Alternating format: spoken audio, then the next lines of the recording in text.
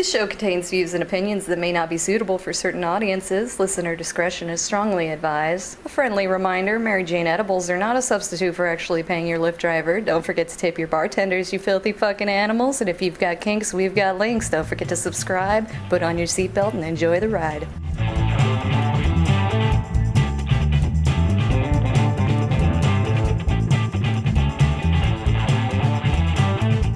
Howdy, howdy, howdy, everybody, and welcome to Thespian Talk.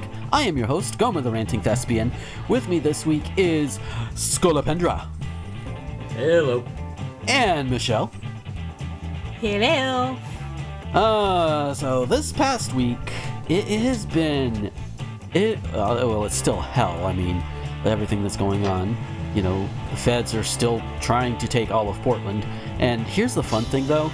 You know, all of the major media news outlets are like, Portland is all this and this and that, and it's like, yeah, there is the actual problem, and that does need to be taken out, and the feds need to get the fuck out of Portland, and the cops need to be abolished too. The cops as they are need to be abolished, and that's the key term, as they are. We will need some kind of protective force, but it needs to be something totally different than what we've got. You know, one that doesn't feel like it has the authority to execute black people on a whim. Something like that, but that's neither here nor there. You know, Portland, all the action you're seeing in Portland is basically in the span of about 6 city blocks. It's not the entire city. Portland is big, so and so like people on the outskirts or people just like several, you know, like on the other side of the river or what have you, they might see it. They might get some of the spicy air wafting over there, but they're not in the middle of it. Even Mel, she is like relatively close to the action, but she's not quite in it. And she's like on the same side of the river a few blocks up because she lives downtown. And speaking to those people, it sounds like they're trying to put, I guess they're trying to use chlorine gas even? Dude, fuck. I know. I mean, people have been reporting that it smells like chlorine. So that's where I'm getting it from. It's not been verified, so don't take my word as gospel on this. But you know, best thing you can do, follow the people who are tweeting from the ground. Yeah. I know. I retweet a lot of them from Mel. Mel retweets a lot of them. I think one big one you can follow is Defend PDX on Twitter. They tend to have good, up-to-date information. Go ahead. One second. I know someone. I recommended it to my friend who lives in Portland. Mm-hmm. 2 seconds. I want to make sure I get the name correct. Yeah. It is. I think. Come on. Where are you? But yeah. While she's. Oh, okay. Yeah. At Andrew Kimmel, ADREWKIMMEL. He's the one that's doing like a running tweet thread with video clips and such. Yeah. So he's probably a good one to keep an eye on as well. I've probably retweeted from him a few times. Yeah. So yeah, Andrew Kimmel on Twitter, also a good one. He seems to be a reliable one as well. Yeah. So that is the best way to keep up to date with Portland and honestly any other place. You know, there's the thing that people say, well, don't get your news from Twitter or whatever, but it's like, things like this, you have people on the ground experiencing it, and it's their experiences getting out there, and that's what we need to hear. You know, not some packaged up thing from CNN or what have you. I saw this thing, it was actually on Tumblr, go back a couple of years now, and it was people half complaining, I think, like saying, if the zombie apocalypse will be live tweeted. And it's like, yeah. And the response was basically, well, yeah, because that will be a living record. Yeah. That will be the thing. People will be talking to their friends and family. Go back a couple of centuries. Samuel Pepys wrote about the plague and the Great Fire of London. That's how comes we've got so much good detail on it, because someone sat down and wrote that shit down. Yeah. So it's like, yeah, that's the way it works. That's the way history gets passed down. People write it down, and so not everybody has to remember it by memory all the damn time. But we do. But before we get too much further into all of the bullshit and everything, there are a couple of sad bits of news that I do want to bring up because they're obviously important. Number one, on the larger scale, Regis Philbin passed away this past week. Yeah, that sucked. Yeah, it's like it's one of those. It's one of those where it's like I didn't realize he was still alive until he died, which is Yeah. but all the same, it is still very tragic, and hope is thoughts to the family and everything there. And then one a little bit, definitely a lot more personal to us. Oh God. So the other day I was on Twitter, and Holly Christine, who used to host on the show, she got confirmation and she passed along the word that Timothy Sheridan, who is known as Stone Ostridian on Twitter, he recently passed away at, oh God, I don't remember how old he was, but he was a big member of a lot of our collective community that started up around like Channel Awesome, back when we all liked Channel Awesome. That sort of thing. And he eventually, I met up with him once at MagFest 2014. I didn't realize it at the time, because at the time I was just like, just starting a new relationship, happy about that, just trying to do this and that. It's like, so I didn't realize, who it was, and which is kind of bad, because he was also one of my longtime patrons too. So that. And I'm not the only one he's patronized, given to on Patreon. There are several others that he's helped out as well, and I guess just at the end of it, I didn't say anything out on Twitter because I wanted to save it for here, and so I didn't know him very well. He's, like I said, he'd been a long time patron, and met up with him in person once. There's photo evidence of it. But it's even not knowing that well, it is hitting a little hard. But yeah, all the best to his family and friends and everybody who is now just really shocked. Honestly, I certainly didn't expect it, because this social media is open, and it's like it was nothing there, so it was like, but sometimes that's how it happens. It's sudden, and it's very tragic. So all the best to his family and his friends. We for what it's worth, I don't think any of them listen, but if they happen to, well, we're here for y'all. But yeah. So yeah. Big, yeah, definitely bit of a downer, but as they say, show must go on, right? Yep. Yeah. So another thing that's happened in the past week was Walmart announced that as of July 20th, the face coverings would be compulsory for all those, but for everybody except for those whose medical conditions would actually prevent it. That's sort of the thing, and you got and of course those with medical conditions that would prevent it would be few and far between. Obviously, for the majority of us, we wear a damn face mask. Yep. And I'm willing to bet that those who can't wear a face mask and have any sort of empathy are likely going to stay home if they can help it. Likely. Yeah. Even rural parts over here. Like, I've got a friend in nearby Dothan who if she ever remembered and realized, oh shit, I can call this asshole up from Graceville, he can go get my groceries, or I can send my wife, who has no problems wearing a mask as far as I know, and go get groceries. Point is, she has options even in these like small, more rural areas, is what I'm getting at. So and I hope that doesn't come across as me knocking her for it, because it's really not. But the point is, we all have options, and if you don't, then oh boy. But those without options are few and far between. But also, CNN saw a training video from Walmart that tells employees tasked with reminding customers about face coverings to let people who refuse to wear a mask to continue to shop. So, to us, Walmart's saying, yeah, you have to wear a face mask. But in practice, it's like, oh, you're not wearing one? You don't want to wear one? Okay, go ahead. We'll take your money. Oh. And they're not the only ones. Home Depot, Lowe's, CVS, and Walgreens have also said they'll serve customers without masks, according to CNN.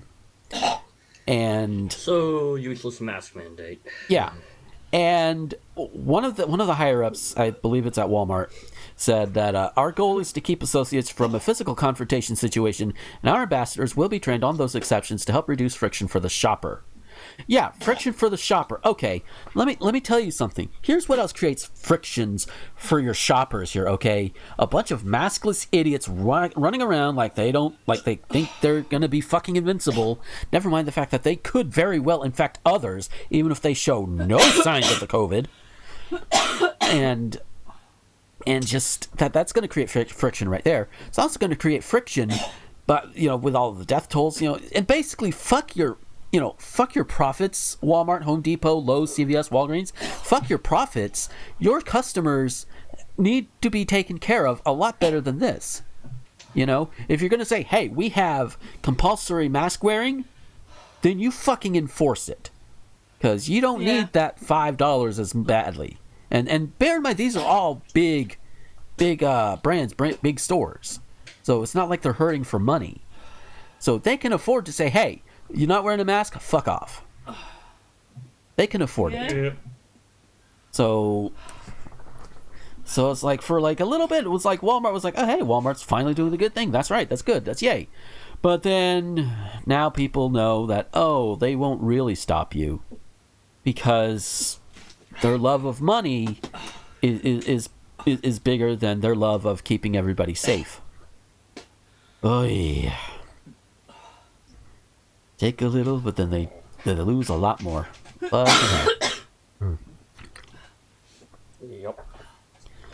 And all that, I never even asked, Scully, how's your past few weeks been?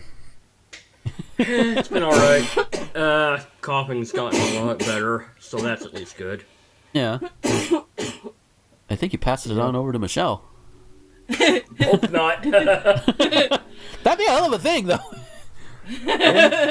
Totally passed on my coughing issues over the internet, wow. Yeah. But yeah, speaking of Michelle, how have you been? 1 second. Oh. Okay. Okay. So basically, while you were talking, my food went down the wrong hole. Oh no! And basically, it's one of those things where my chest kind of went a bit tight, so I needed a big burp. So, with respect to people's that gentleman's family, whilst you were giving your very sweet dedication, I was kind of like spitting up into my bin, trying not to make too much noise. Oh no! Oh. And I actually, fair warning, I need a big burp. So yeah, if it happens, I'm letting it. Yeah, it'll be a real show then. Yeah. Yep. Otherwise, I'm actually pretty good.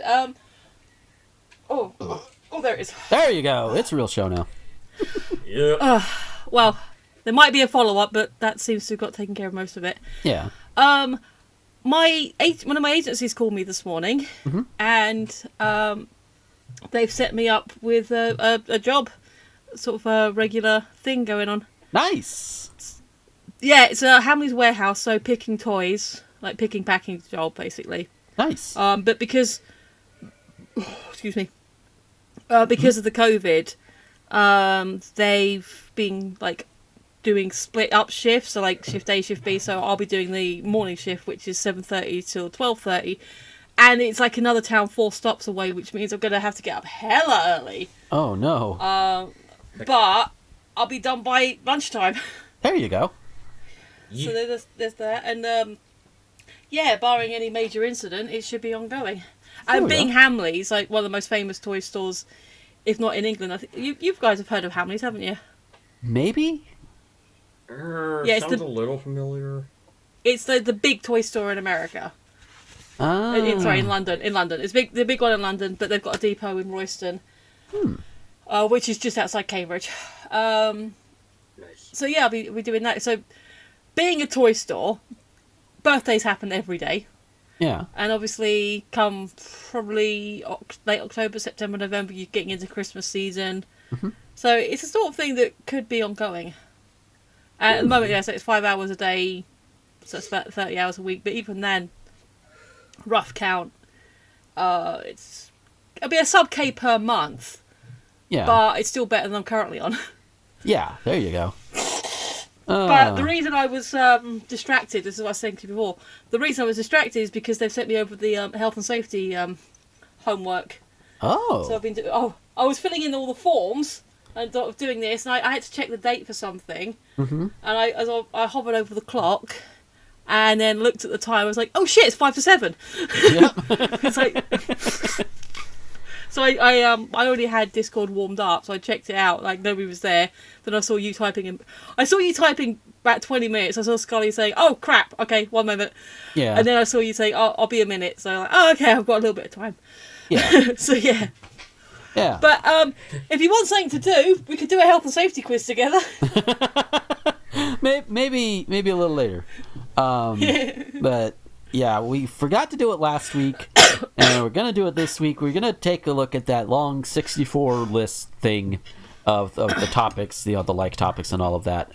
And I hope you know where we're at, because I've lost track. oh, I know where we're at. I know exactly where we're at.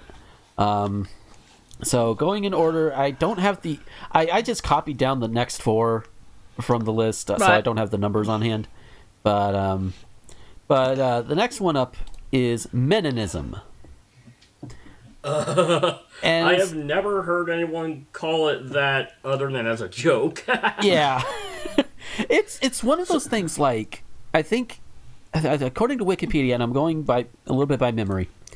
It was used. One of its uses it was like in the early 2000s to describe basically a male feminist being a Meninist.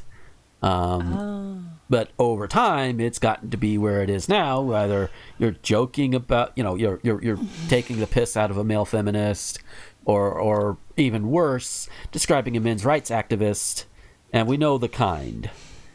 But there are some that I believe want to use the label to help bring attention to the actual problems men do face. I mean, like actual problems, like the fact that as underreported as rape victims, as rape is when it comes to women victims, men reported even less.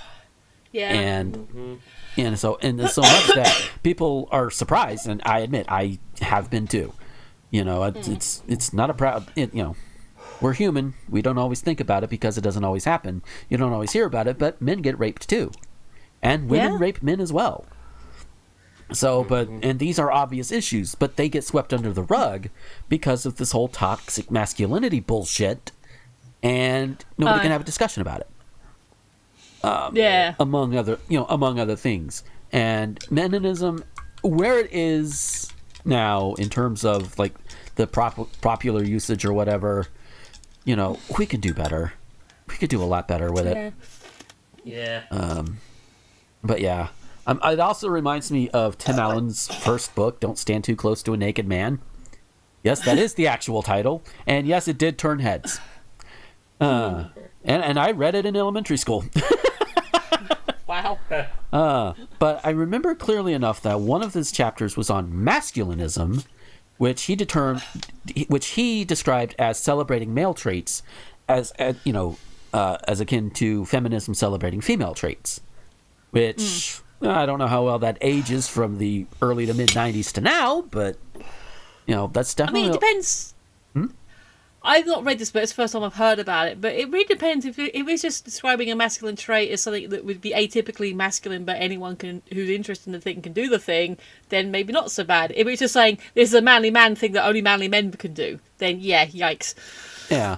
I think it's been a while since I've read through it, but there have been, and maybe I hope this is not just me, remembering what I want to remember, but I would like to say that throughout the book, maybe not necessarily in those chapters, he does make it clear at least once or twice that there are men who fit this and women who fit this, and the roles are not as rigidly defined.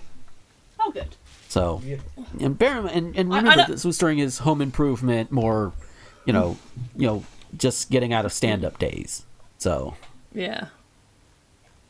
Oh, so Scully, you kind of started a little bit earlier. What do you have any other thoughts on Meninism?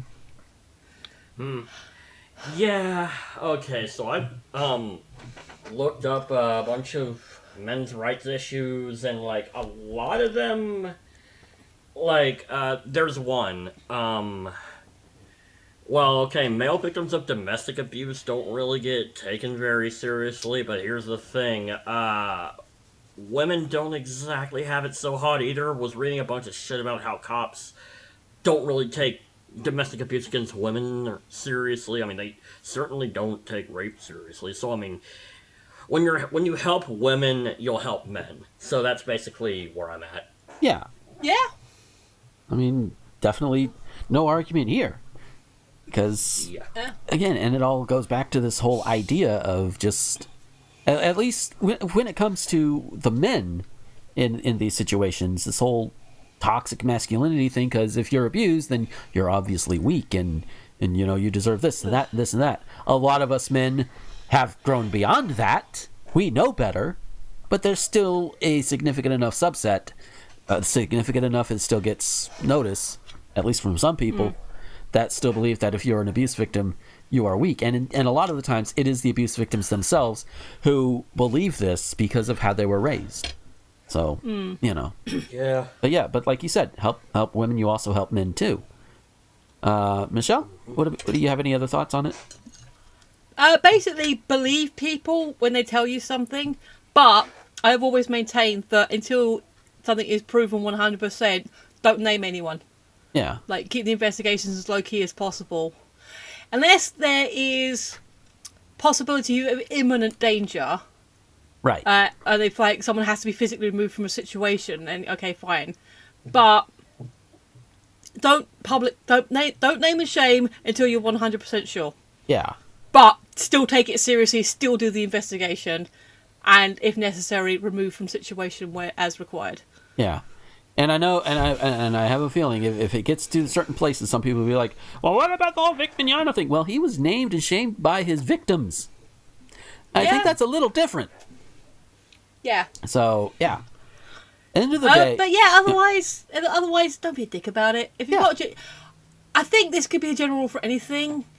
The more people make a fuss, like, to try and bring attention in the wrong... how am I trying to put this? You can bring attention to something that brings attention to it, and people go, oh crap, I didn't realise that thing, how do I help? That's fine. Yeah. But then you can over-egg it or, like, make it too much about one thing, and then people either get bored with it or aren't taking it seriously or think you are over-egging it to make yourself more important or big yourself up. Does that make sense? I think so. You can go too far the other way. Yeah. So you try and bring attention to something a little bit, that's fine, but then you go like, oh, but they're this and this and this and this, and you're like, oh, shut up now. Yeah. I was sympathetic, but now you've gone to the point where I don't care anymore, and that's wrong as well. Like, yes, so we take the example of rape, domestic abuse on males. Mm-hmm. That is fine. That should be taken seriously. Yeah. Oh, but men also have these problems. Like, men should be able to go out and earn, and the woman should stay home and look after them. And, like, no, you've just killed any argument that was valid. Yeah. Mm-hmm. It's like we want to focus on actual men's problems, not perceived problems, just because you're insecure about this or that or the other. Yes, that makes sense. Yeah. So. But speaking of isms, we're going to go to the other side and talk about feminism, which I agree with. Like at its base is basically equality among the genders. Is the basics of it, if I've got my definitions right. And why it's called feminism is because it focused primarily on women. Because, at the time we only acknowledged two genders, men, women, and women were the ones that needed the boost, so they get the name. If it was the other way around, then Meninism would be the one, but it's not the other way around. So feminism is what is what it goes to. because it was the women that need the boost. That's why Black Lives Matter is called what it is, because it's the black voices, the black people that need to be, raised up to the point to where they don't have to where they can walk around without worrying about some dumbass pig coming around and executing them. So, it's to bring focus to that particular group, at least as a starting point. Because, with feminism and even Black Lives Matter, you start with them, you start bringing them up, but then as you're bringing them up, you see all sorts of other issues, like your LGBT issues, your issues in, like, immigrant communities, foreign things, what have you. The more you work along that and more you try and help them and do all of that, you see all these other issues that could also be dealt with. It's kind of like a gateway thing, I think. I think that's where I'm going with it, or at least where my brain wants to go with it. Point is, it's a good thing. On the whole, on its own. Yes, you have some that, yeah. There are some that are TERFs, trans exclusionary radical feminists. We don't like those. They can fuck off. I'm talking to you, J.K. Rowling. Go fuck off. Yeah. Take your millions. Go fuck off. That sort of thing. But in general, when it comes to actual feminism, as has been defined, it's good. We need it. We still need it. And Michelle, we'll let you go first on that one. Basically, yes, with the caveat, and I've said this before, I don't always truck with modern feminism because, as stated above, with the Meninism, you can go too far. You can make it about too much of this or not enough of that, or... I always said, I'm kind of growing out of it a little bit more, but I've always said, like, single issue politics don't interest me because it doesn't take into account the big picture, that there is issues surrounding the thing. But adjusting that a little bit more because, like you say, with Black Lives Matter, at the moment you have to be single issue on that thing because that's where we're having the problem at the moment. Mm-hmm. But, again, help the black people, help the community, help the women, help the men. So, some aspects and some, again, going back to Tumblr, like some SJWE, like the worst kinds of SJW stuff with feminists, like they take it, anything that's taken to an extreme, basically. I kind of can't really truck with.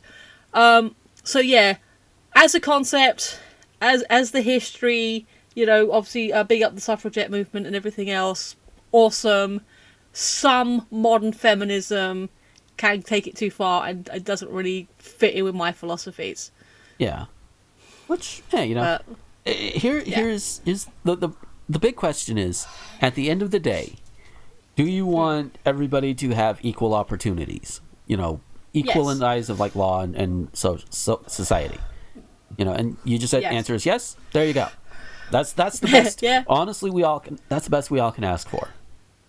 Mm-hmm. So yeah, the details are some of the details people may disagree or agree on. Doesn't matter, but we all have the same end goal at this point, and that is things like freedom for everybody, and we mean true freedom. Being able to go to the hospital without having to worry about selling our apartment or house or whatever. Like everybody has a house, but things like that. Scully, what are your thoughts? Yeah, it just depends on the kind of feminism. The normal kind of feminism that, wants equal rights for women and men and everyone else outside the gender binary, those are fine. It's just there's some, there are a few strands of feminism I take issue with, like radical feminism. Yeah. There's rad femmes who aren't trans exclusionary, but they're just as toxic. Yeah, and also, I don't know what to call it, BuzzFeed feminism or pop feminism, the ones who think that manspreading is really an issue. Yeah. That, no. That is a thing. I have not thought about it because around here we don't have public transit, but I lived in Indy. and I took the transit almost exclusively when I wasn't driving a truck. And let me tell you something. Most guys that I noticed, if there was like not room or something, then they, if they were mostly like me, they would like kind of crunch in the seat or whatever, and that's fine. I have sat next to somebody who liked to man spread once or twice, I'm pretty sure, but I just, it was just whatever. I dealt with it for that little bit. It wasn't that much of a problem. Now, in some instances, I don't want to negate like individual experiences either, because I'm sure there are people, men and women, who every time they get on a bus, there's some asshole man spreading because his balls are apparently too big. Hey, this is a little TMI, but I'm gonna use this as an example. Whenever I sit, a lot of times I have to spread out a little bit, or otherwise adjust myself, because thick thighs, big balls do not mix. Let's just put it like that, okay? Yeah. Even thick thighs and smaller than average balls don't mix. Yeah, I wouldn't think they would. I mean, yeah. But regardless, so I could understand the need to why do you want to spread, but even me, like I'm like kind of half spread here at home. Well, at least as much as my chair allows me to. But on a bus, if nobody's next to me, I spread all day if I need to. That's fine. But if somebody needs to sit next to me, no problem. I will readjust myself right out there in public too. I was like, whoop, because it's like, hey, it's either this or I Belvedere myself. I ain't doing the Belvedere. Yeah. I did have somebody really like kind of fuss at me one time, and this is probably one time where I was guilty of just thoughtless manspreading, but there was also another reason. I had just finished trying to. I think I either tried or succeeded in donating plasma, and I was getting on the bus to go back home, and for a while it was standing room only, and I happened to be one of the assholes that needed to stand. If on certain days, if you don't eat right, or if something goes awry with your plasma donation, you end up very woozy. Whether or not you've had a lot of water or what have you, you end up woozy. And it was also during the summer. That's not a good combination, even in central Indiana. So I'm here on a bus packed full of people, standing room only, and then I notice a seat opens up next to somebody, and it's like, what, I'm going to take it. I'm going to sit down, and I put my head down, and since I have to put my head down, I have to spread. So I think the lady to my left was on her phone, and she was bitching about me to her friend on the other end. And my thought was like, ma'am, do you not obviously see what the fuck is going on here? But I also see from her end, because on her end it's just like, it's just some asshole who has no regard for personal space. So I see it on that end too. But yeah, I mean, it's like, not gonna budge for someone or just crowding other people, then that's kind of some. Yeah, if you're doing that stuff intentionally, that's dickish. Yeah. Yeah. But yeah, I mean, if some guy's just sitting on a seat, that's not occupied on either end, then like I guess. Yeah. I don't see it that big of an issue. I mean, if he's a decent person, he'll adjust himself to make room for other people. Yeah, especially if asked. There's no harm in asking, most of the time. Problem is, the other times that it is harmful to ask, it's not always good, and that's the ones that news media likes to focus on. I mean, it's a catch-22, because on the one hand, you need to know these assholes are out there, but on the other hand, you scare the shit out of people. So I remembered my my main thing that I like to say about like certain stripes of modern feminists is that, for me, feminism, yes, is about equal rights, but it's also about the female being allowed to choose what she wants to do. Yeah. Whereas you get some of the more extreme ends are like, oh no, if you're not out there busting balls and breaking ceilings, then you're not doing it right. You are letting down the sisterhood. I'm like, fuck off, bitch. If she wants to be a stay-at-home mum, let her be a stay-at-home mum. If she wants to be, if she's happy being a school teacher, like teaching the little kids rather than like older kids or in university, because that's obviously university is more prestigious. But hey, teaching little kids is important. Yeah, that's important too. If she wants to go out and get some every single night, so long as everyone's safe and consensual and playing, and that's what she wants to do, then let her. exactly. You do not get to dictate how she is living her life in the name of feminism. Yeah, Exactly. because it goes back to this bit on Family Guy where Lois has this confrontation with what's her name? I forget. I think it was Gloria something, not Gloria Steinem, but she mentioned that feminism is about choice, and Yes. I think that at the end of the day, that is where that freedom comes in, the freedom to choose what you do and not be bound by whatever men with balls happen to say, or even women with balls, or any person of any description Yeah, telling you how you should be living your life in the name of isn't a true representation of. right. Feminism is what we're talking about, but in the name of whatever insert appropriate as needed. Yeah. So we go to the next one, and that is the dissolution of the Soviet Union. Happened when I was a kid, wasn't it? When did it happen again? 91 or something. Yeah, I was a kid. So are we talking about when the USSR became the Soviet Union? It just says the dissolution of the Soviet Union. Right. Basically, when the Soviet Union broke up, and It's Russia, and then all of these, yeah. and Yeah. all the little explodey places because apparently white people can't deal.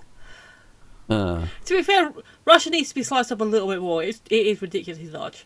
Yeah, but then again, look at the United States. We are also huge, and so is China. We're 50 countries in a trench coat. This is true, but we don't know Although, if Russia may be similar because we don't know all the provinces. At least I don't. if you take a landmass, I think Canada's actually second after Russia. So you're not quite as big as you that big. Yeah, that's true. Canada Really? is pretty big. Yeah. Yeah, but yeah, I mean, I'm not sure if that's just the continental United States or if you include Alaska and Hawaii, because Alaska's pretty big. yeah. It is. So if we're talking flat landmass, it might be referring to continental United States versus Canada. Yeah. I don't know if you add it all Yeah. together, where it lines up. Canada's probably still larger, at least by a little Yeah, bit. possibly.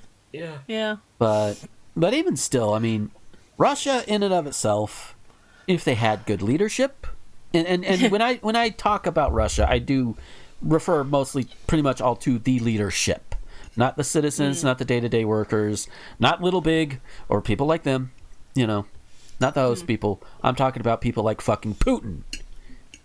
Yeah. Rudy Yeah. Poo the Rudy Poo. Yeah. Who W called Pooty Poot, and it's like, at the time it was like, really, you motherfucker. But nowadays, like, now that I know more, it's like, no, fuck it. Fuck off, Pooty Poot. Still the subject of one of my favourite memes is Putin on the Ritz.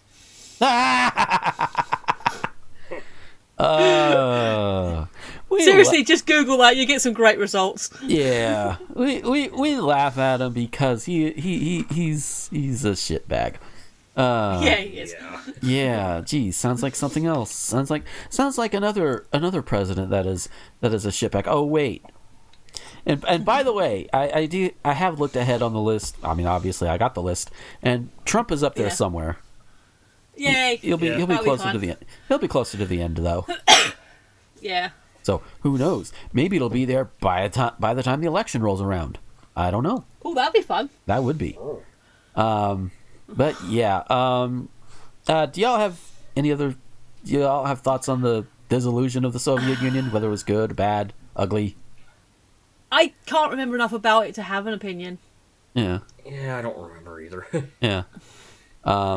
But yeah, I don't know how stable it was when it was the Soviet Union. But all I know is now you got Putin in there, and it sucks for the people. So yeah, Putin needs to go. So does Trump. Yeah. And so does Xi Jinping, too, by the way.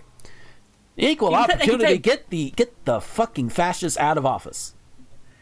You can take Boris and Cummings with you as well if you want. There you go.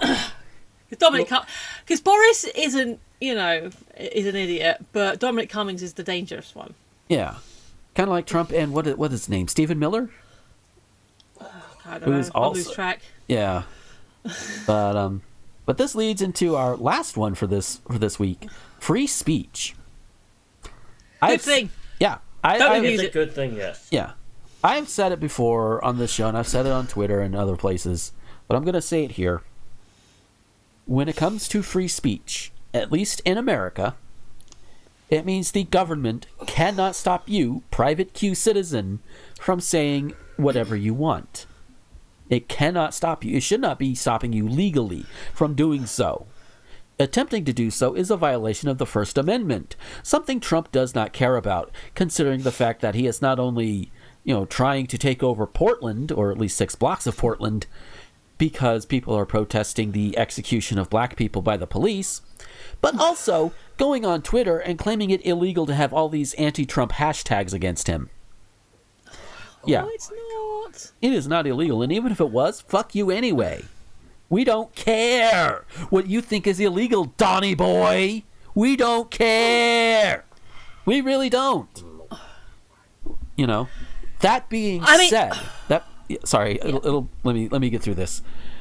Yeah. That being said, free speech does not mean freedom from consequences.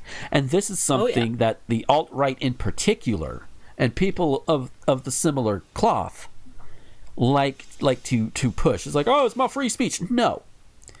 Twitter does not have to give you an outlet. It does not have to.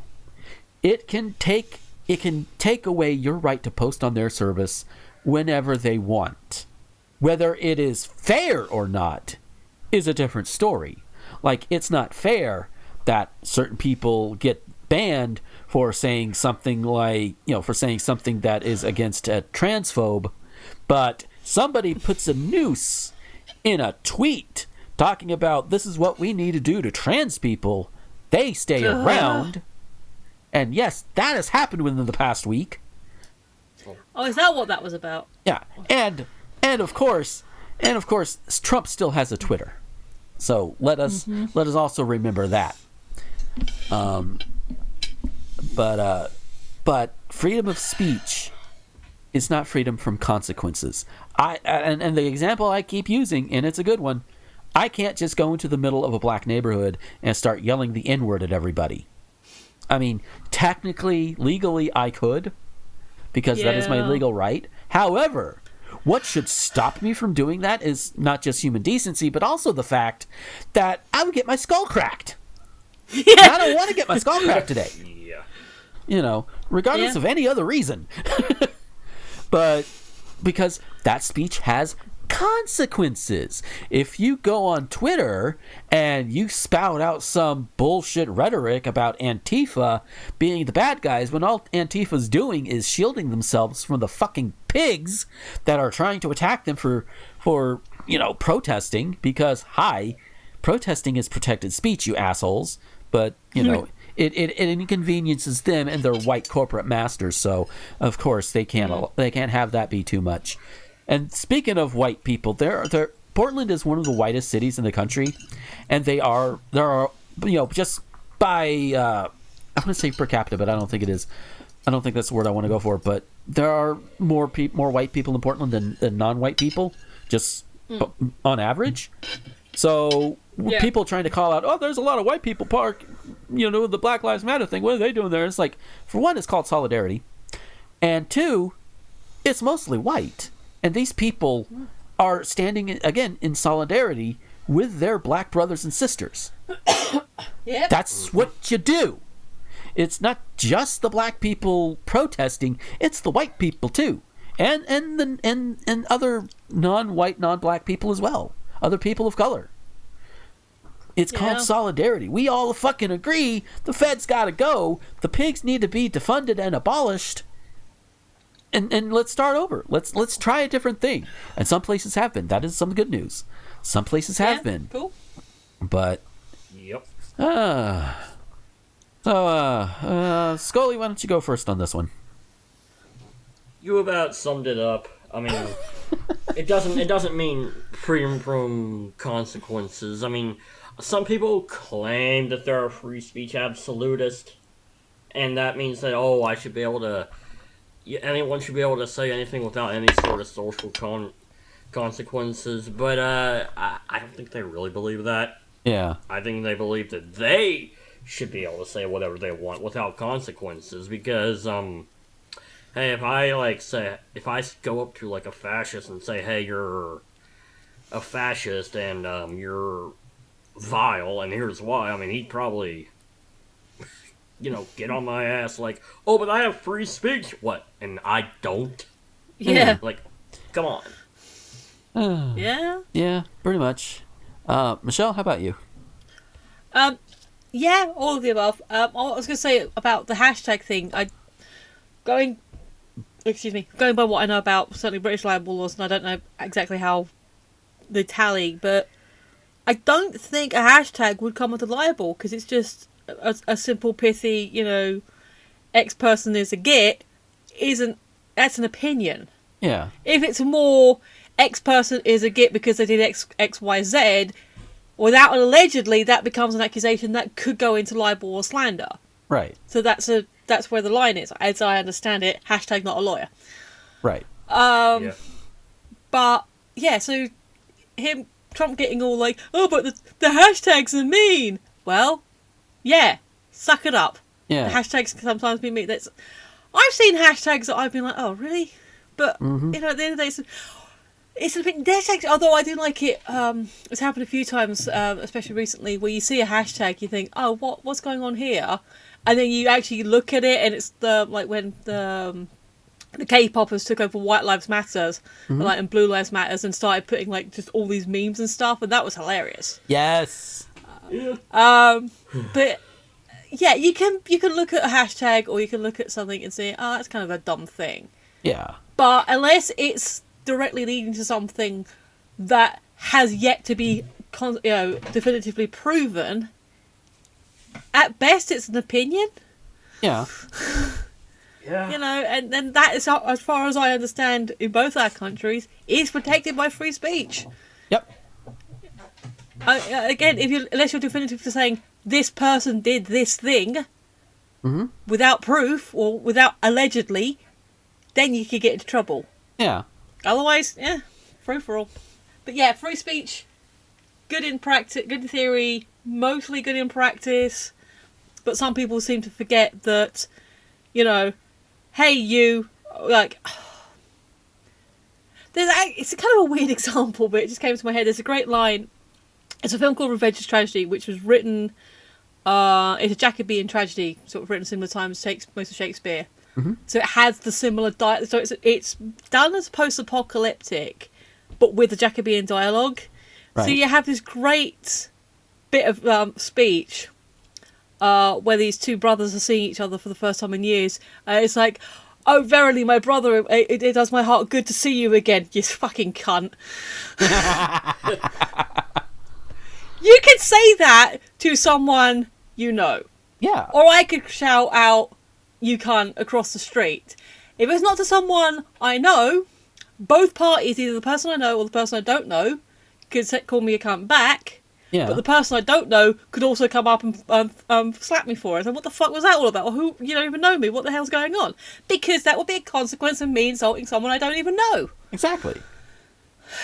So yes, freedom of speech goes both ways, even if you don't agree with what the other person's saying, if you think they're mega stupid. Yeah. But yeah, you can also turn around and say, okay, I have listened to your point, now listen to mine, please. Yeah. If they try and then cut you off, you can say, well, I listened to you. Where's this thing about free speech, like you're saying about the absolutists? It goes both ways. Yeah. And there's also another thing. You also have the freedom to not listen in the case of all of these alt-right grifters and everything that try to, the debate me motherfuckers. Debate me. Yeah. No, we don't have to. We know your side. Yeah. It's clearly out on your public social media. We don't have to engage with you. So the freedom to do something also includes the freedom to not do something. We do not have to engage with you, just like you don't have to engage with us. And that's perfectly fine. Yeah. But, yeah. And, of course, some of these same alt-right grifters try to use George Carlin to be like, he would eviscerate these people. It's like, no, motherfucker. You would be in tattered pieces on the floor if Carlin got a hold of you. Verbally. Because while, yes, he did attack, both sides, left and right, he did. He attacked whoever made themselves more of a target. And if you look through all of his material up until from the mid 70s to the year he died, you're gonna see, he's attacking more people on the right more often than not. And these ideas, the anti-abortionists, the warmongers, and everything else. Those are what he was talking about. They made themselves more of a target for him. But I saw this great thing once. Go ahead. No, it's talking about alternative comedians from who rose up in the 80s, and to define, for those who may not be sure or the definition I'm using in this case, alternative comedian in this case is the newer, younger, like your Ben Eltons and people like that who were starting to get a bit more political with their comedy, or a bit more, even like bit more pop culture-y, rather than your old guard who used to do like the my mother-in-law jokes, or him down the street kind of things. Yeah. So that's what I mean when I say alternative comedy. But then I think it's someone, I can't remember who it was or what the context was. I said, "But what are you guys going to do when Labour finally gets into power? All your material's going to be gone." And they did, and they some of them changed and adapted, and so it was just like the idea that once the person you're rallying for has the power, especially in terms of comedy and such, it's like, I have to change my act now. Yeah, because that's the good thing about a long-term comic. You adapt. Yeah. You know, and even comics like Bill Engvall, who he doesn't really touch on political stuff. His act has evolved and changed over the years too. So So yeah, and that's the sign of a good comic. And if a comic refuses to do that for whatever reason and just sits there and complains that everything's too PC, blah blah blah blah blah, it's like, no, it's not too PC. You're just refusing to adapt. Yeah. There is something to be said about political correctness and all of that, but that's not the conversation they're having. As far as I'm aware, Ben Elton still has a pretty good career, unless he's retired on his own terms by now. But he was fairly adaptable.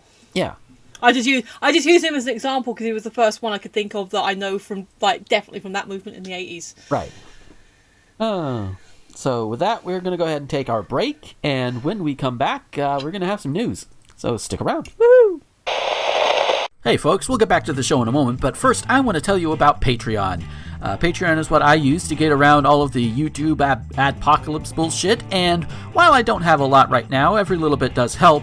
And if you like what you hear or what you see on any of my videos or podcasts, head on over there. For as little as $1 a month, you can get all of these things early before anybody else does, and you can get them completely ad-free.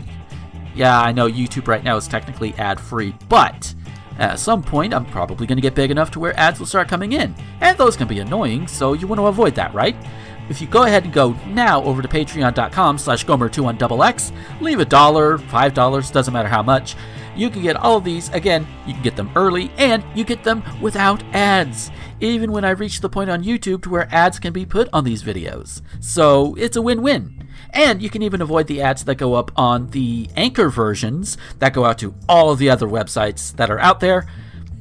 No ads. It's great. So that's patreon.com/Gomer21XX. Howdy, everybody. Welcome to this little segment of the show I do for our little breaks, just to give some sort of material. I am on the lookout for people who want to do like a 5-minute thing with this. So if you're interested, just hit me up. I'm usually on the Twitters. You can DM me on Twitter.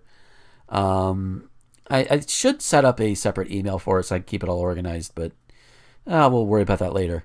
But for this week, I want to talk about, I didn't talk about it on the main show, but Pokemon Go Fest happened this past weekend, and I was able to do it because because they did it worldwide instead of it being like just in Chicago or something. So it was really fun, really good to get into. I got more shinies over that weekend than I usually get outside of a community day, and some of that shiny dex is filled up a little bit. I even got a spare shiny Chansey because except for Happini, that line is done. So if you're shiny hunter and you want a spare Chansey, hit me up. I'll see about getting it to you. But it was cool, and I even got this absolute unit of a Garchomp now, which obviously caught as a Gibble, and I call her an absolute unit because she has the perfect stats, which if you go in and you check, and you get 3 stars, and all of her stats are just maxed out. I was like, oh, this unit. I think I call her Chomp Queen or Queen Chomp or something like that. Either way, she is cool. I'm just trying to power her up before I can use her on like raids or Team Rocket or whatever. The event itself was fun. Yeah, all the little challenges that you could go through. The first day had like rotating challenges that you could complete, and for every one of those you completed or whatever, you could actually unlock things later on. So there are 3 Pokemon Go weeks coming up that have been unlocked that bring in more shiny Pokemon and more ability to get certain other Pokemon. Just overall. But yeah, and it's the first time I was able to catch Unknown in Pokemon Go, which was really nice, and I had the opportunity to be shiny, but couldn't get a shiny Unknown. But that's okay. There'll be other opportunities, and I'm really hoping I can get more of them in Go, because I really do not want to try and hunt for them in any of the handheld games at the moment, because they can't be bred. So that's a problem. And I like to use Masuda Method, and a lot of you are like, what the hell are you talking about? Masuda Method? What? It's like basically breed a foreign and a domestic Pokemon together, and that increases the shiny rate. Anyway, I've rambled on about it long enough. Yeah. Thanks for taking the time to listen to the show, and thanks for listening to me ramble about this. Now we'll get back to the rest of the show, and you're going to see why we titled the show the way we do. So, yeah. Enjoy the rest of the show. Bye.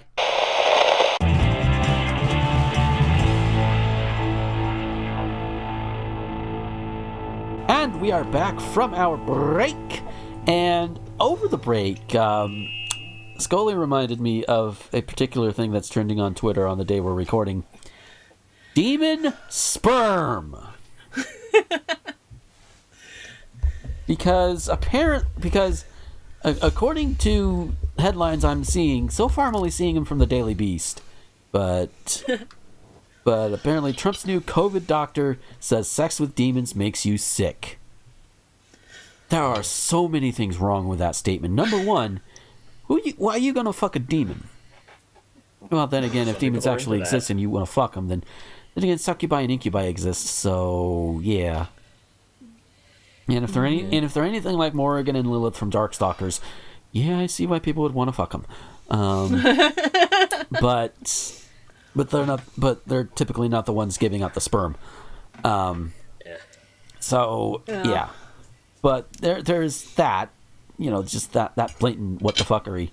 But also, I could see how this could be twisted into like you have sex with somebody, you raw dog with them, or you use condom, doesn't matter, and they do their thing inside of you, and you get sick like a few days or a month later or whatever, and they go through your sexual history, and what I'm trying to tie this to is some idiot might bridge the gaps all around to say that people who have AIDS and have sex are demons. Yeah. That's how far it can go. Yeah. Is it slippery slopey? A little bit. And I admit that. Yeah. But that's also how their minds would work. That's how some of their minds can work there. So, it's what the fuck, people. Well, my point to this was, yes, theoretically, if you were to exchange bodily fluids with an otherworldly creature, sickness could happen. You know, it's an otherworldly creature. first you have to find an otherworldly creature to mate with. Yeah. And that's... Yeah, it's practically impossible to do. Yeah. Yeah, make sure you get your hentai tentacled demon tested. Yes. Oh. And somewhere some of my friends are like, oh, okay. Wait, what? I have friends who are definitely into tentacles. I'm not going to say who. But yeah, we also know someone who's into multi-legged creatures. Yeah. We know a lot of people. So speaking of people and multi-legged creatures, this first segue. Yes, this first news story comes out of Harmony, New York. Sheriff's deputies in Chautauqua County say an 18-year-old has been charged with recklessly operating an Amish buggy while drunk. Authorities say Adam Byler of Panama went through a stop sign at the corner of Goshen Road and Rock Hill Road in the town of Harmony at a high rate of speed, resulting in the buggy to tip over early Sunday morning. The crash resulted in people being ejected onto the road, so he wasn't the only one. Oh, fuck you, dude. Including a person under the age of 17, which injured the horse. Oh dear. Okay, so it's a little unclear. Like how, was the minor going into the horse injuring him, or did the whole buggy going over injure the horse? Like it's not clear, because I'm sitting here thinking, okay, a dude, you know, a teen being ejected out of the thing, hitting the horse, and then just falling to the floor, to the road, whatever. Just that's a weird thing. Everybody obviously is okay, but because it's a buggy, it's not going to go that fast, even with a horse. Byler was taken into custody and was released on an appearance ticket. He is expected to appear in Town of Harmony Court at a later date. Answer to the following charges: driving/torturing an animal, reckless endangerment, 2nd degree, 4 counts of them, endangering the welfare of a child. Which, while the person under 17, their age has not been accurately depicted, because they're being vague, probably to protect identities. Yeah. You know, it is possible it could be an actual goddamn child. But if it's a teenager, teenagers aren't children.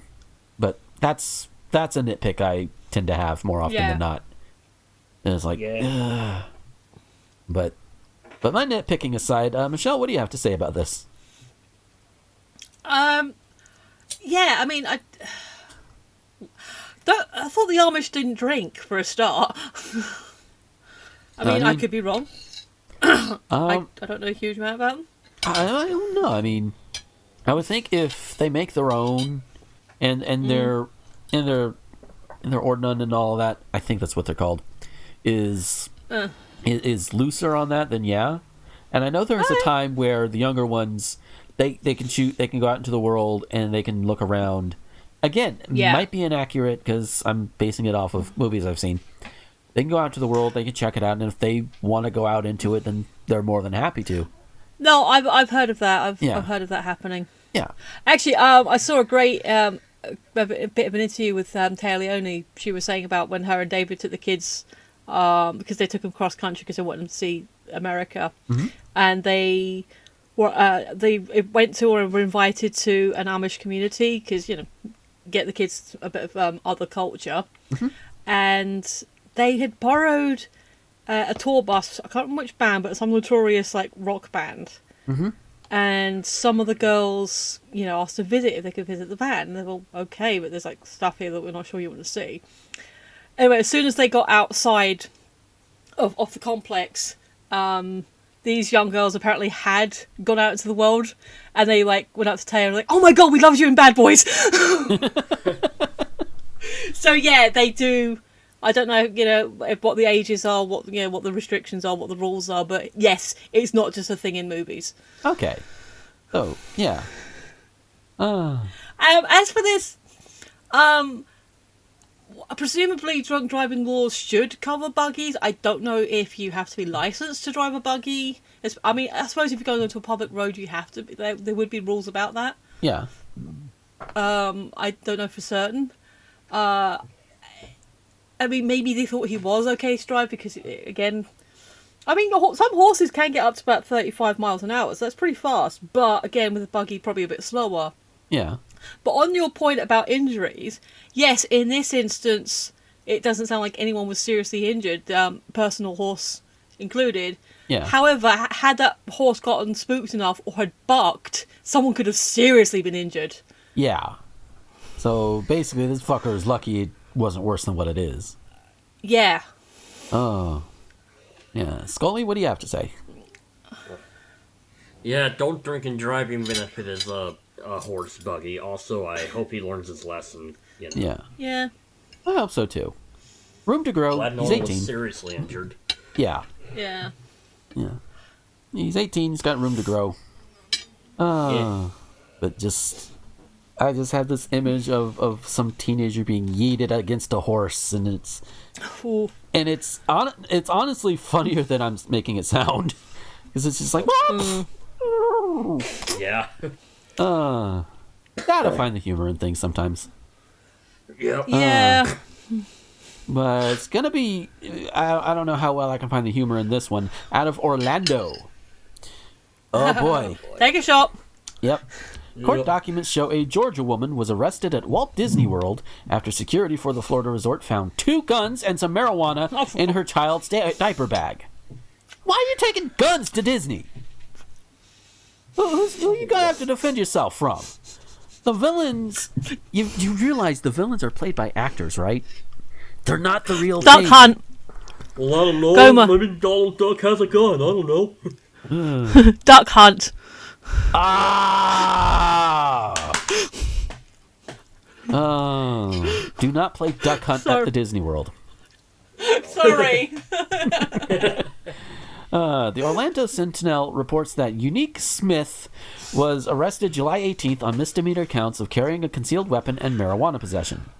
Officials say Smith was going through Epcot security with an adult man, their 7-month-old daughter, and her 7-year-old son when the guards spotted the 9mm handgun and a plastic bag containing marijuana. Orange County deputies responded, searched the diaper bag, revealed a .45 caliber handgun on the bottom. Just, what the okay. I obviously have no beef with the lady having marijuana at Disney World. You know what would happen if you took marijuana and walked around Disney World? You'd be like, oh, Oh. yeah. You're doing a small world high, man. Yeah. You know what? That's some. Oh, when it is safe to do so. When it's safe to do so. We got to get the group together. We'll do the edibles, because edibles, they take a little bit to kick in, but you could just say, oh, those are candy tarts. But never mind the fact that fuck the pigs for trying to take my marijuana from me. Fuck you. You ain't getting it. I don't care if you think it's illegal. Fuck you. Anyway, so marijuana, Disney World, whatever. But the guns. The article doesn't mention, and at the time I grabbed it, didn't have any kind of updates. So, why the guns, lady? Why? Just what the hell? Guns, 'cause America. Apparently, goddamn. Ugh.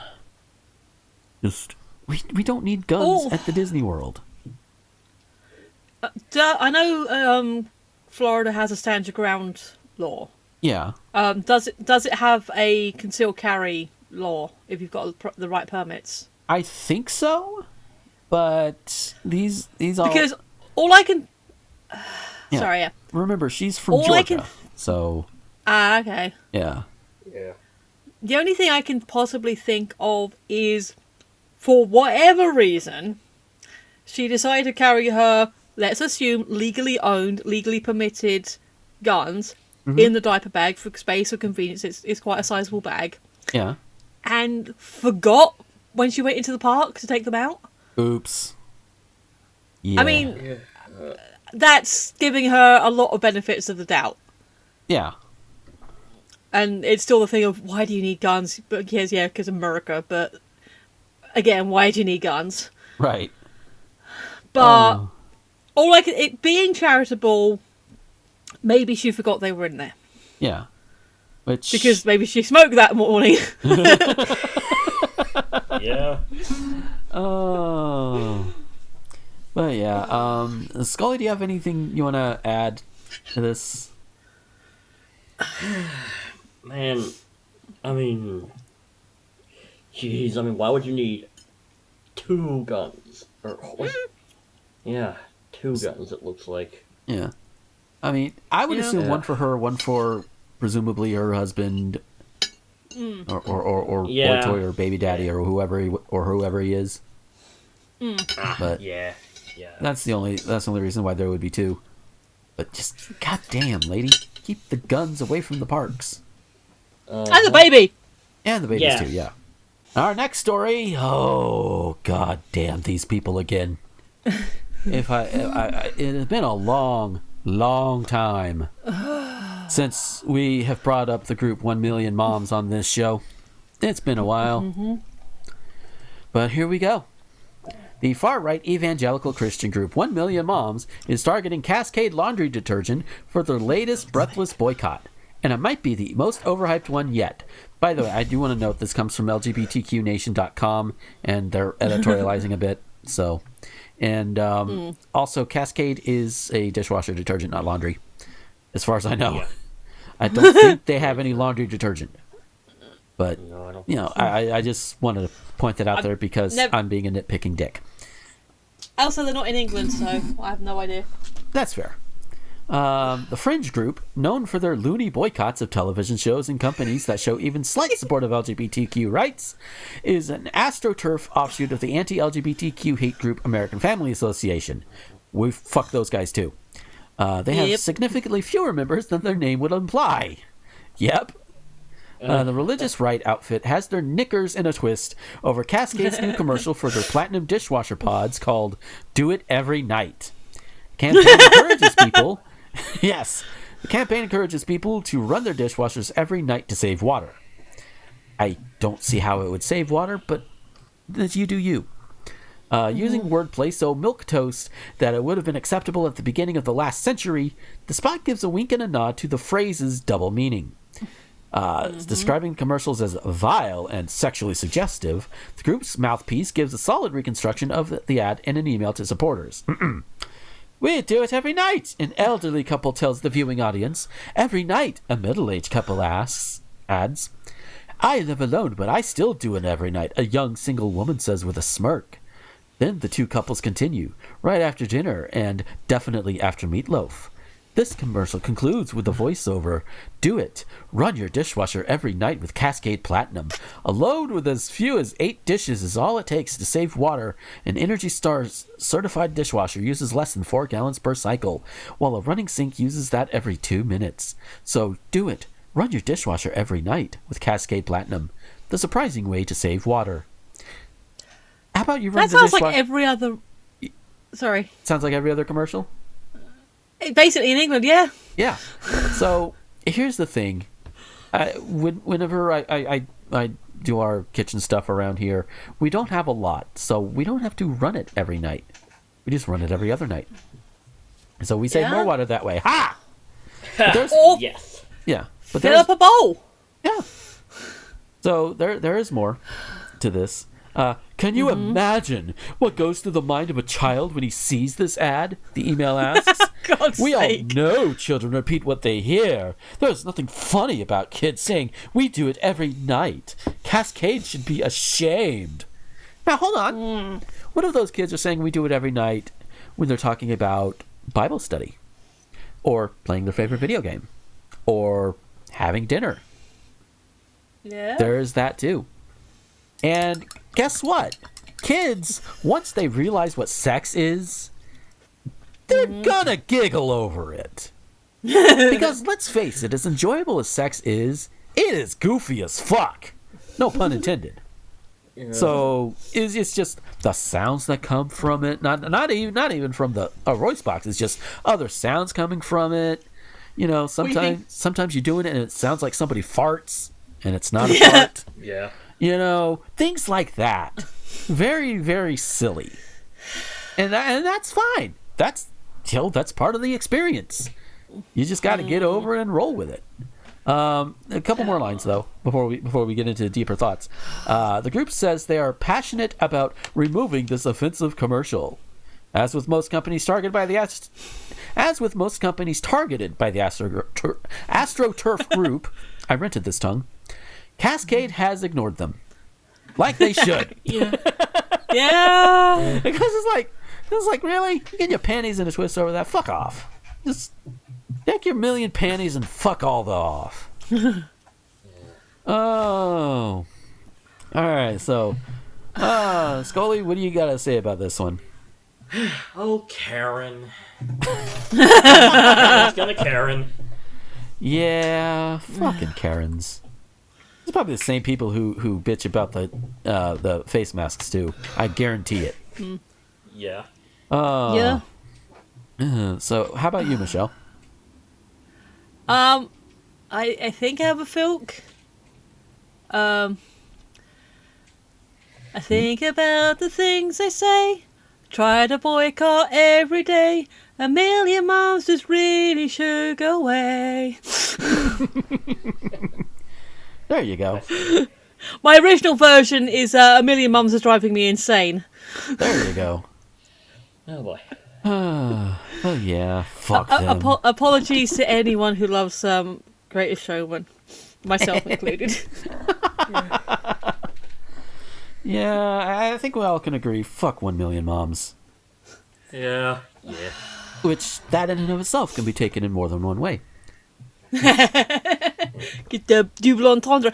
But yeah, regarding this advert, I mean, obviously I haven't seen it, but those kind of wink, wink, nudge, nudge adverts, yeah, they're like, not every other advert, but it's like, they're on that kind of thing is on all the time. That's the height of British humour right there. Yeah, and we get together and we'll watch like some commercial compilations as a group, or just Becky and me on a date night. And oh my god, some of the things, and these are commercials from when I was a kid. It's like, that flew right over my head, because that's what it's supposed to do. That's where like some of the popularity of like the Disney Renaissance comes from. You got the stuff for the kids, but then you got stuff for the adults too. That flies right over the kids' heads. I've been rewatching Simpsons on Disney Plus, and like even now, like I'm catching things I've never caught at the time. Yeah. Because don't forget, I was about 10 when that started. Right. I'm that old. It's been going that long. Yes. Wow. Yeah. Wonder if these 1 million moms would throw a connection over Animaniacs, because that we do it every night. That is tame to some of the double entendres they slipped into Animaniacs. My God. I know, right? Like fingerprints. Ew. Yeah. Yeah.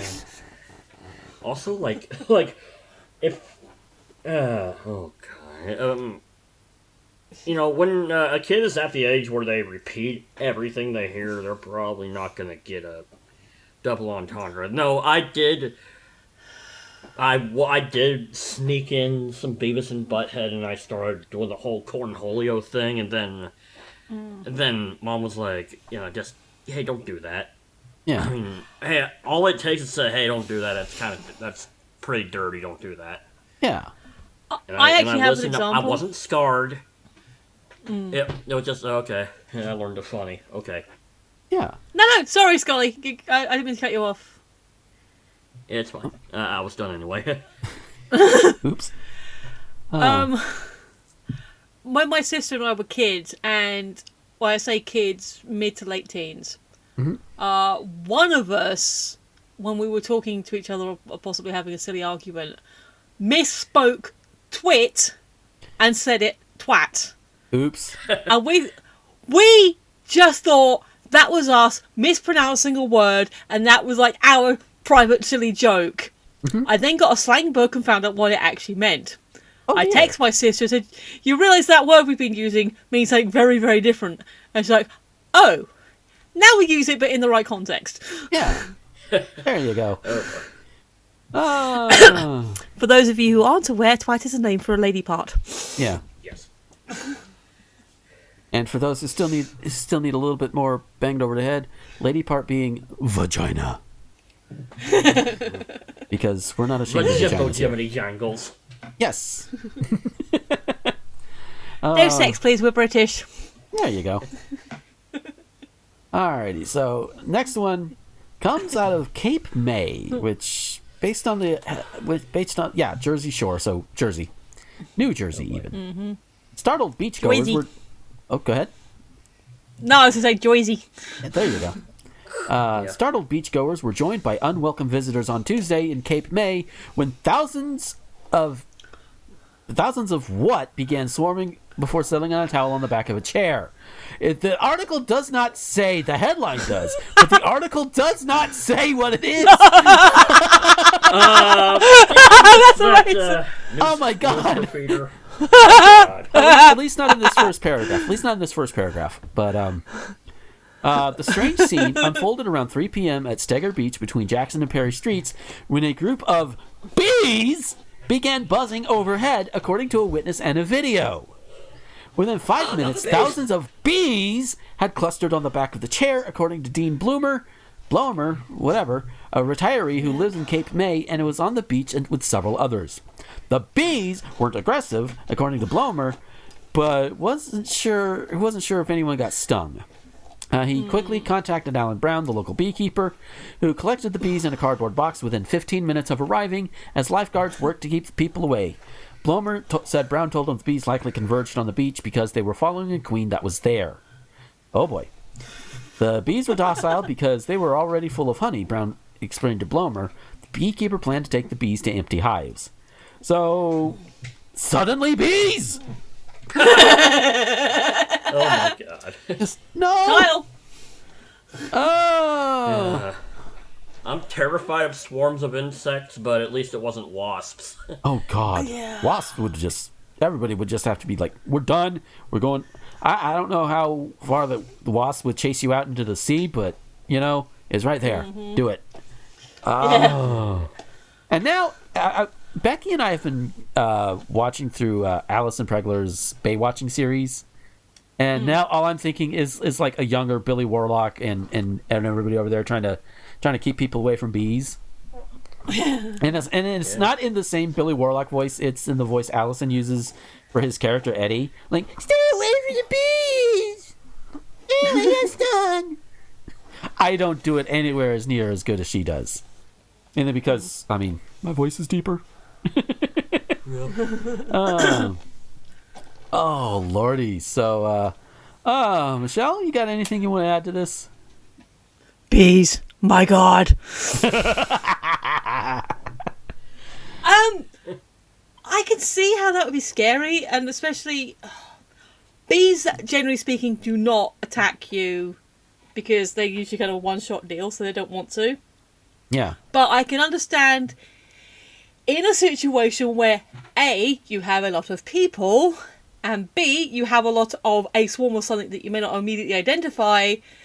Yeah, people are going to tizzy. They're going to be like, what the fuck? What do we do? Where do I go? How do I stay safe? How do I protect my family, my children? Mm-hmm. So that could agitate the otherwise, weren't going to hurt you in the first place insects. Yeah. So on the outside, I could see how that would be a kind of a scary situation if you're in it. Mm-hmm. But I've always been like, even with wasps, I know if I just don't bother with them, they're not going to really do anything. Yeah. It also helps that I'm not allergic, so I if you have an allergy, yeah, especially, as calmly as possible, get yourself away from the situation. But yeah, I can see how it'd be scary, but I could also be like, everyone just chill, just be cool.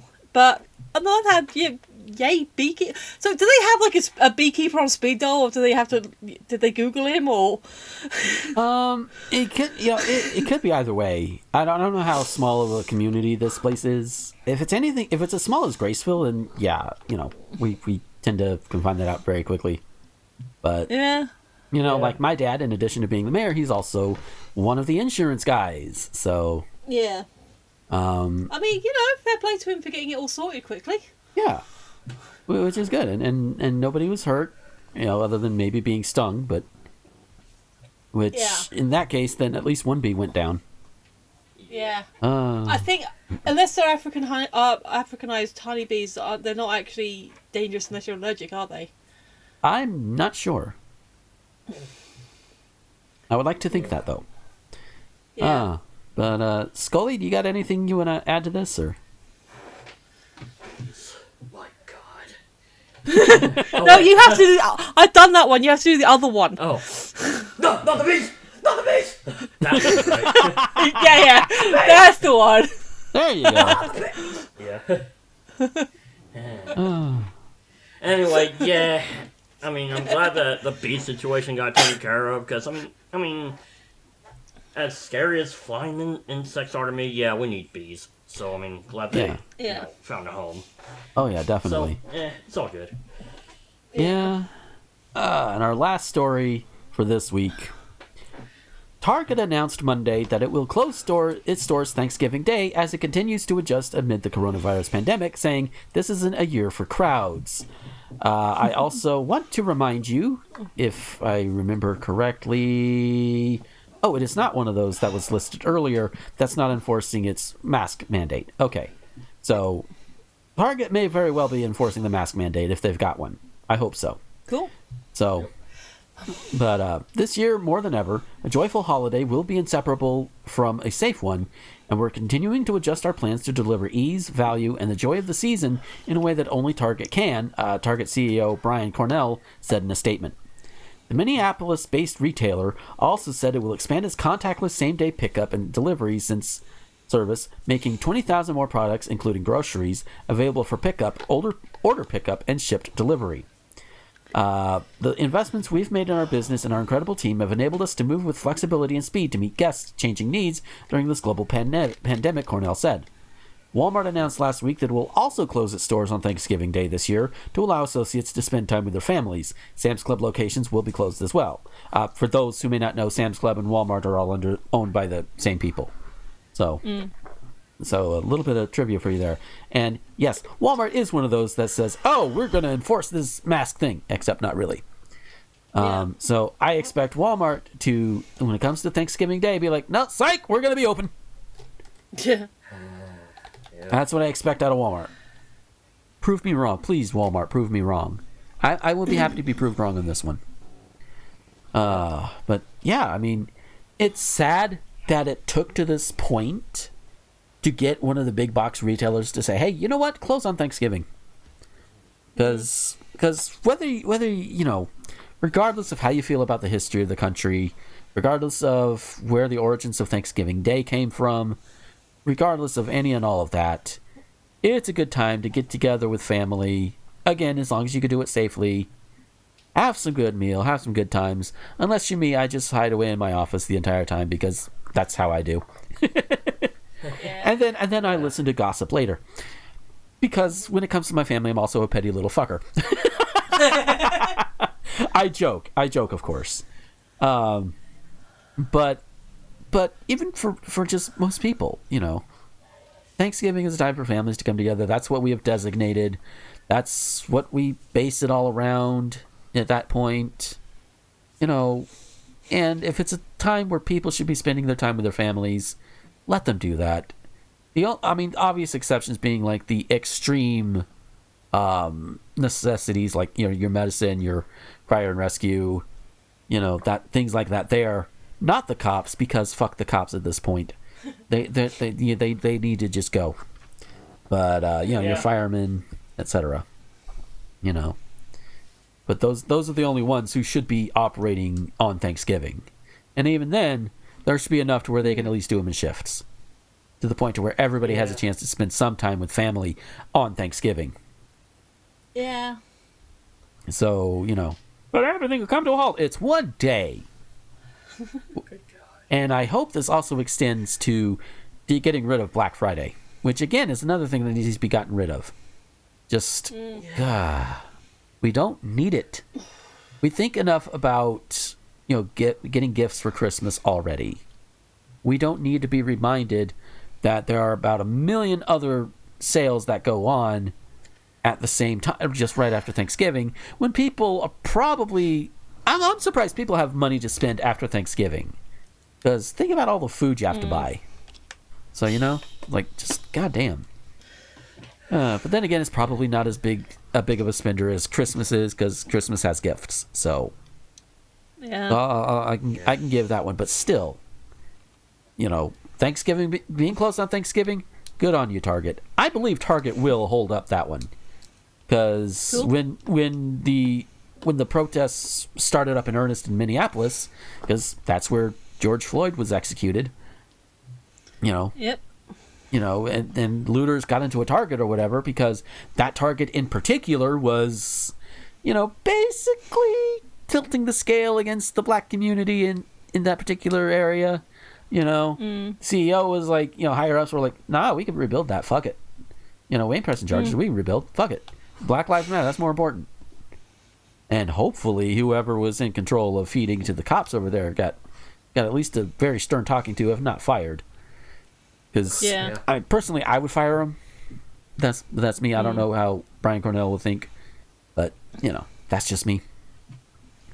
So yeah. Any of y'all got some thoughts on this one? Yeah, I mean, I think it's good that they're gonna do this. Well, Target probably most likely is. I don't know about Walmart. They're gonna keep that. Yeah. But, they should cancel Black Friday, but I doubt they will because profit. Mm-hmm. Yeah. The almighty dollar. I don't get why you're open on the holidays anyway, like Christmas and everything. Like, if it's a holiday, we have bank holidays, so like some places might be open on bank holiday, but then usually the Sundays like definitely shut. Everything's shut. I just don't. So there's that. I just don't understand why you're open on a big family holiday day. But on the scale of big evil corporations, where does Target land? As far as I'm concerned, they land below Walmart. I don't remember how far below Walmart, but they're below Walmart. So are they like not quite evil or totally evil, or Diet Coke evil, or somewhere. I think it depends. I know some people don't like it because they don't have the Salvation Army bell ringers, which so that's a good thing, isn't it? It is a good thing, but there are some people who are behind the Salvation Army. Yeah. Either because also a lot of people. Go ahead. Yeah, because the people who support the Salvation Army either don't know or don't care about the bullshit that the Salvi pulls. Yeah. As an organization. But yeah. Also, a bunch of people who were in a tizzy about the whole bathroom thing. Like, God. Yeah, it's like they're just going in there to shit and piss, guys. Come on. Yeah. But yeah, so it's a good thing that they're doing this. I don't understand why you're not doing it in the first place. But going back to what we were saying earlier about, when Channel Awesome was actually good and okay to like it, I don't care how you feel. Well, I do care what you think and feel, but in this instance, I kind of don't care because I still think this song's great. Holiday clusterfuck, holiday clusterfuck. Yeah. I'm sorry, that song holds up. The guy may have turned out to be a dick, but that song holds up. I'll grant you. So with that, we are going to get out of here for this week. Thank you guys for listening, and I hope you guys enjoyed all of us going on and doing the things and the ramblings and all of that. So, Scolipendra, where could we find you on the internet? You can find me at Scolipendra on Twitter or Scolipendra91 on Tumblr. Sweet. And Michelle, where could we find you? I have a link tree, which I'm assuming is now in the doobly-doos. Yes. Yeah, the link tree / Phoenix11 PHEONIX11. Sweet.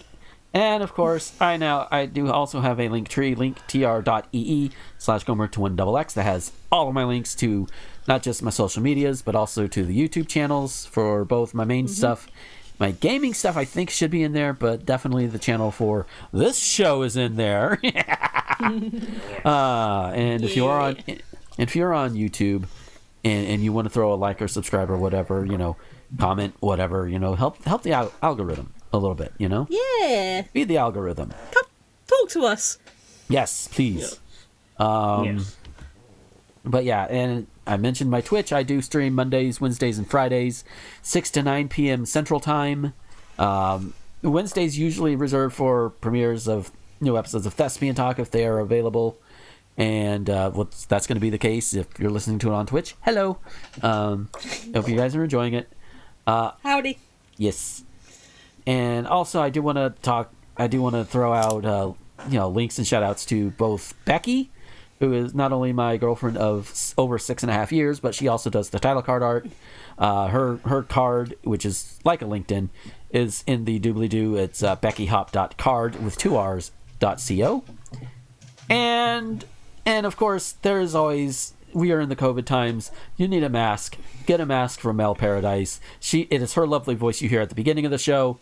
And you can just look at etsy.com/shop/Mel Paradise. That's where you'll find her masks and a bunch of other things she's done too, including perler pixels and all of that. What about her GoFundMe? Her GoFundMe, which should be in the doobly-doo. It better be in the doobly-doo, otherwise I'm going to be very, very pissed because that means I will have forgotten to put it in there. But she does have a GoFundMe that will be in the doobly-doo. It is a Portland mask making fun, which is organized by her. That link, again, will be in the doobly-doo of this show. In fact, it'll be right under her normal one as well. So you want to check that out, throw some money at her, please do. It will help her a lot. Yeah. And you help her, you also help the citizens of Portland, because she's giving out masks to them, as well as selling masks to everybody else, and they are really good masks, by the way. Mm-hmm. So yeah. So I do swear by them. We are not sponsored by her, but I will pimp her masks all over the damn place. Heck yeah. So yes. So with that, again, thank you guys for listening. Take care, everybody, and until next time, this is Gomer, the Ranting Thespian, with Michelle and Scolipendra, signing off. Goodbye. Later.